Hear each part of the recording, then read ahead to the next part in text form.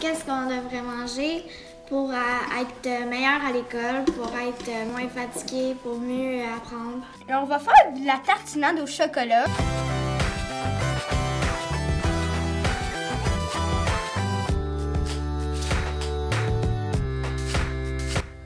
Du chocolat sur les rôtis le matin, pas de problème si c'est une alternative santé aux tartinades de chocolat les plus vendues. Ces jeunes ont appris à remplacer les mauvais sucres, les gras, les additifs alimentaires, et ce, dans toutes les collations de leur journée. Il y a des dodus au cacao, il y a des boules d'énergie, Des galettes à l'avoine, puis des barres tendres. Dans le fond, ça, c'est bon pour la santé, mais c'est aussi bon que les cochonneries qu'on achète au magasin. Ouais. Apprendre à cuisiner sainement dans le plaisir et le bon goût, c'est la mission que se sont donnés les chefs Samir Tidjani et Isabelle Salib en instaurant le projet Bon Appétit la vie à l'École Saint-Joseph de Granby il y a 4 ans. Via les cours qu'ils ont appelés la Nutri-Cuisine, le but est de développer la logique de l'enfant afin qu'il comprenne comment cuisiner à partir des nutriments en fonction des tâches qu'il a à accomplir. Alors que dans l'inconscient collectif, on va aller travailler toute la journée et puis le soir, on se gratifie d'un bon souper. Ça fait du bien à l'âme, mais le corps, lui, il n'y comprend absolument rien. L'idée, c'est qu'à partir d'une transformation alimentaire, on a des centaines et des centaines de recettes. Fait que si on a accès à la transformation alimentaire, eh bien, quand on sait mélanger de l'eau et de la farine, on peut faire du pain, on peut faire des crêpes, on peut faire des gaufres, on peut faire des muffins. Maintenant, on va préparer des gaufres.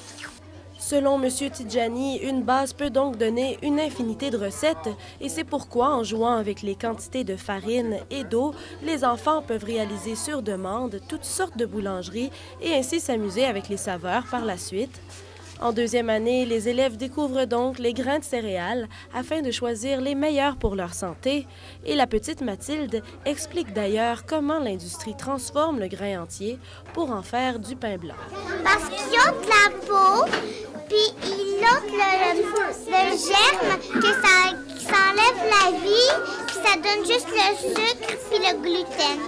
En 4e et en 5e année, les jeunes étudient les gras et les protéines.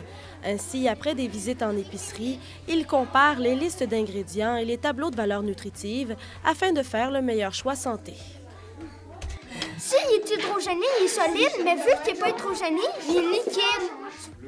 Bien que l'enseignement se fasse sans recette, les élèves ont voulu concevoir un livre pour cuisiner à la maison et avoir des idées de repas et de collations selon le moment de la journée, ou encore selon les saveurs du pays qu'ils désirent visiter, puisque les chefs Samir et Isabelle se spécialisent aussi en cuisine internationale. À chaque fois qu'on va trouver un petit chef comme ça, avec des petites bulles, c'est eux qui ont fait le travail de recherche.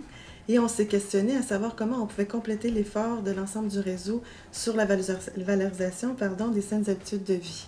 Les objectifs de Bon Appétit la vie s'arriment donc avec les recommandations de l'Organisation mondiale de la santé, du plan d'action Investir pour l'avenir, des fonds pour la promotion de saines habitudes de vie et Québec en forme.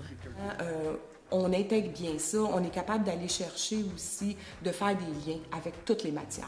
Pense aux mesures, les mesures de capacité, mesures de masse aussi. Pensons aux aspects de la communication aussi chez les jeunes, être capable de formuler leurs idées. Un parent qui nous dit « Oh, j'ai plus de pain blanc qui rentre dans la maison », il faudrait que chaque école ait ces cours-là, qui prennent l'expansion au niveau, effectivement, de tout le Québec également, là. Samir Tidjani et Isabelle Salib font équipe au travail et dans la vie depuis plus de 13 ans et souhaiteraient pouvoir mesurer l'impact de leur enseignement à l'échelle de plusieurs écoles. Comme ça, on a une chance que nos enfants ne soient pas dans les mêmes conditions de santé que nous dans 20 ans. L'industrie alimentaire n'aura qu'à bien se tenir.